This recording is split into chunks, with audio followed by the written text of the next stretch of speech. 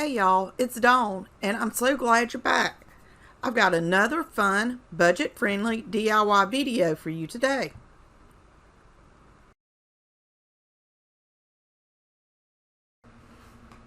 For this project, I picked up a large canvas from Michael's and painted it with black chalk paint.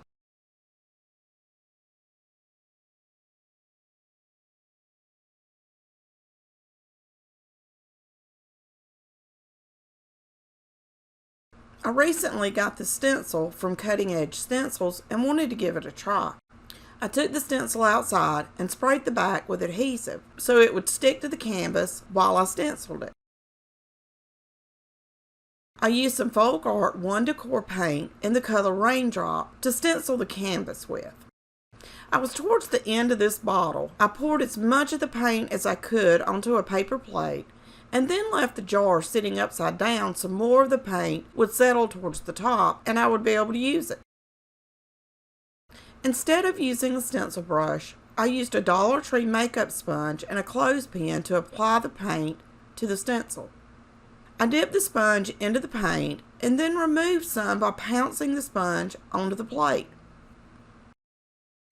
I didn't want to use a lot of paint on the sponge, so I would get as little bleed through as possible. Even though I sprayed adhesive on the back of the stencil, the canvas does have a little give and will cause the stencil to pull up if you use too much pressure. So I tried to lightly pounce it.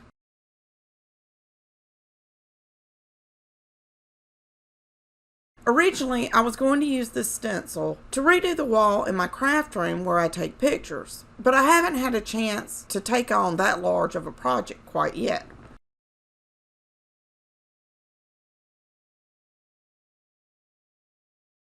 I absolutely love using stencils to create amazing home decor. I find it so calming and relaxing.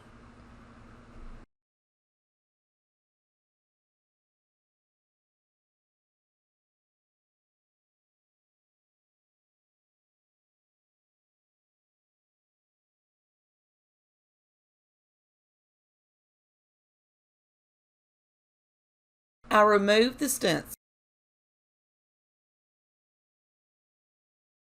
Okay, so the first canvas didn't turn out the way I wanted. I had some bleed through in some areas and I just didn't like it. We're going to try it again.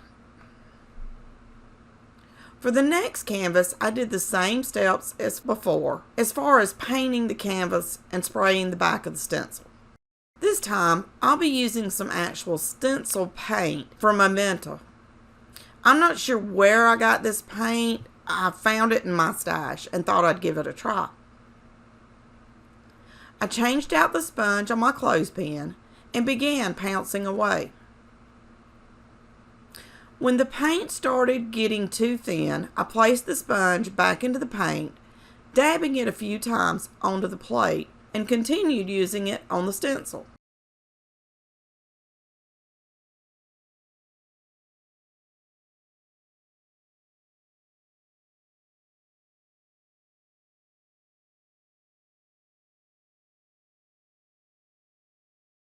This one turned out so good. No bleed through like the paint. So I would definitely recommending a stencil paint if you plan on doing a big project like this. And just look at how beautiful this canvas turned out. I absolutely love it. And of course, my favorite colors are black and white. So that's why I use this color palette. But you could use any color palette and it would be beautiful. I can't wait to place this stencil onto the wall and see how it turns out. Let me know what you think in the comments.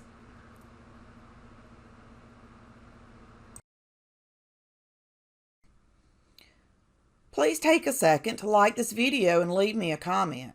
This really helps my channel to grow so others just like yourself can find me. If you just found me, I hope you will join our little family by hitting the subscribe button. If you are already part of the family, thank you so much for your love and support.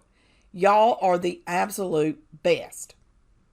Check out my new Amazon store for craft supply and farmhouse home decor recommendations. All the products I use from Amazon in my videos can be found there.